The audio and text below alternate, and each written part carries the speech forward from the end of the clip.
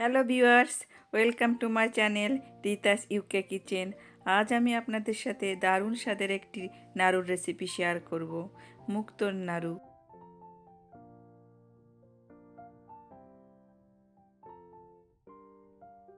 মুক্তোর নাড়ু সম্পূর্ণ ছানা দিয়েই তৈরি করতে হবে, এখানে নারকেলের কোনো প্রয়োজন নাই। আমি প্রথমে ছানা তৈরি করার জন্য ভিনেগার নিয়েছি। 1/4 কাপ ভিনেগারের সাথে 1/4 কাপ জল মিশিয়ে নিলাম। এখানে কেউ ভিনেগার দিয়ে ছানা কাটতে না চাইলে টক দই অথবা ছানার জল দিয়েও ছানা কেটে নিতে পারেন। ছানার জন্য আমি 2 লিটার দুধ নিয়েছি। দুধে যখন একটি বলক আসবে তখনই আমি চুলা বন্ধ করে দেব।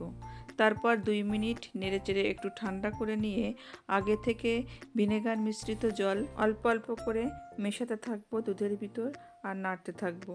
যখন ছানা এবং জল আলাদা হয়ে যাবে তখন একটি পরিষ্কার কাপড় স্ট্রেনারের মধ্যে রেখে এই ছানা দ্রুত ঢেলে দেব এবং ঠান্ডা জল দিয়ে ধুয়ে নেব, যাতে এর ভিতর থেকে গরম ভাবটা চলে যায়, আবার ভিনেগারের গন্ধও চলে যায়। ছানা ভালো করে ধুয়ে নিয়ে এরপর আমি 3 ঘন্টার জন্য ঝুলিয়ে রাখবো। এভাবে যতটা সম্ভব জল চিপে চিপে ফেলে দিতে হবে।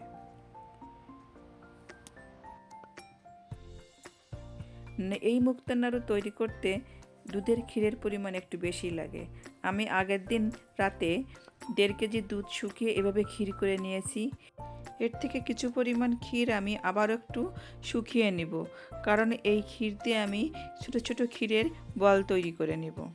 এই পর্যায়ে আমি এর সাথে 1 টেবিল চামচ গুঁড়া দুধ এবং 1 টেবিল চামচ ঘি দিয়েছি। এখন একটি প্লেটের উপর তুলে নিয়ে 1 টেবিল স্পুন ময়দা এবং 1 টিস্পুন ঘি দিয়ে এরকম সুন্দর একটি খামি তৈরি করে নিলাম। খামি থেকে এভাবে ছোট ছোট বল করে নেব। সমস্ত বলগুলো তৈরি করা হয়ে গেলে লো ফ্লেমে কড়াইতে কিছুটা তেল দিয়ে আমি এই বলগুলি ভেজে নেব। তেল যখন হালকা গরম হবে তখনই তেলের মধ্যে বলগুলো দিয়ে দেব। তারপর হালকা ব্রাউন করে ভেজে নেব। এই বলগুলো আমরা আগে থেকে তৈরি করে রেখে দিতে পারি, তাহলে নাড়ু তৈরি করতে বেশি সময় লাগে না। এই বল এইভাবে তৈরি করে আমরা ফ্রিজে অনেক দিন পর্যন্ত রেখে দিতে পারি। 2 কেজি দুধ থেকে আমি এখানে 2 কাপ ছানা পেয়েছি। এখন এই 2 কাপ ছানার সাথে 1 কাপ চিনি, তার সাথে আরও 1/4 কাপ চিনি দিয়ে এভাবে মেখে নেব। আরও দিয়ে দিলাম 2 চিমটির মতো এলাচের গুঁড়া। এখানে আমি যদি নারকেল দিয়ে নাড়ু তৈরি করতাম তাহলে চিনি বা গুড়ের একটা নির্দিষ্ট পরিমাণ দেওয়া লাগতো, কারণ ওইখানে চিনি এবং গুড়ই নারকেলের নাড়ুর বাইন্ডিং তৈরি করে। ছানা দিয়ে নাড়ু তৈরি করতে আপনার স্বাদ অনুসারে চিনি দেবেন। ছানার নাড়ুর বাইন্ডিংটা তৈরি করবে এর ভিতরে আমি যে ক্ষীর দেবো ক্ষীরের পরিমাণের উপর। এই জন্য ছানা দিয়ে নাড়ু তৈরি করতে গেলে ক্ষীরের পরিমাণটা একটু বেশিই লাগে। মিডিয়াম ফ্লেমে অনবরত নেড়ে যখন চিনির জলটা শুকিয়ে আসবে তখন এর ভিতর দিয়ে দেবো ক্ষীরের অর্ধেকটা পরিমাণ। তারপর আবারও নেড়ে চেড়ে ভালো করে মিশিয়ে দেব। চুলার ফ্লেম মিডিয়ামে রেখে অনবরত নাড়তে হবে।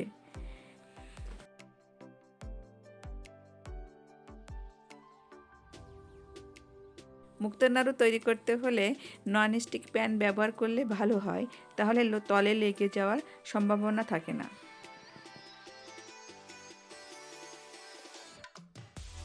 এখন প্রায় পাক এসে গেছে। এই মুহূর্তে আমি এর সাথে 1 টেবিল স্পুন গুঁড়া দুধ এবং বাকি যে ক্ষীরটুকু ছিল সেগুলি মিশিয়ে দিব। ক্ষীর নেড়েচেড়ে ভালো করে দ্রুত মিশিয়ে নিতে হবে। ছানার যখন পাক এসে যাবে তখন যত দ্রুত সম্ভব নাড়ুর শেপ দিয়ে নিতে হবে, তা না হলে এই ছানা খুব দ্রুত ঝুড়ো হয়ে যায়। আমার এই ছানার পাক আসতে 15 মিনিট মতো সময় লেগেছে। ছানার নাড়ু খেতে দারুণ সুস্বাদু হয়। আপনারা অবশ্যই একবার বাড়িতে তৈরি করে দেখবেন, এর স্বাদ অতুলনীয়।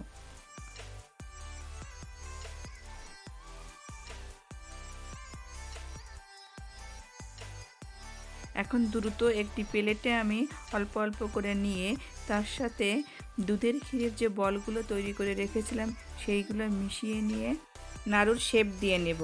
নামানোর আগে আমি এই ছানার সাথে 1 স্পুন ঘি মিশিয়ে নিলাম। এরপর একটি প্লেটে কিছুটা পরিমাণ নিয়ে তার সাথে ক্ষীরের যে বলগুলি আছে সেগুলো মিশিয়ে নিলাম। নাড়ুর শেপ দেওয়ার আগে হাতের তালুতে একটু ঘি মেখে নিলাম। নিয়ে এবার অল্প অল্প করে নিয়ে নাড়ুর একটা মসৃণ শেপ দিয়ে নিলাম। একে একে সব নাড়ুগুলি তৈরি করে নিলাম। এখানে আমার মাঝারি সাইজের 26টি নাড়ু হয়েছে। আপনারা আপনাদের পছন্দের মতো শেপ দিয়ে এই নাড়ুগুলি তৈরি করে নিতে পারেন। আশা করি মুক্তোর নাড়ুর এই ভিডিওটি আপনাদের ভালো লেগেছে। যদি ভালো লেগে থাকে তবে লাইক এবং শেয়ার দিয়ে আমার পাশে থাকবেন।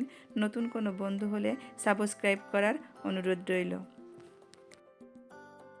আর যারা সাবস্ক্রাইব করে আমার পাশে আছেন তাদেরকে অসংখ্য ধন্যবাদ।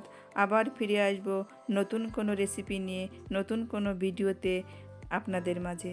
ততক্ষণ আপনারা ভালো থাকুন, সুস্থ থাকুন। ধন্যবাদ।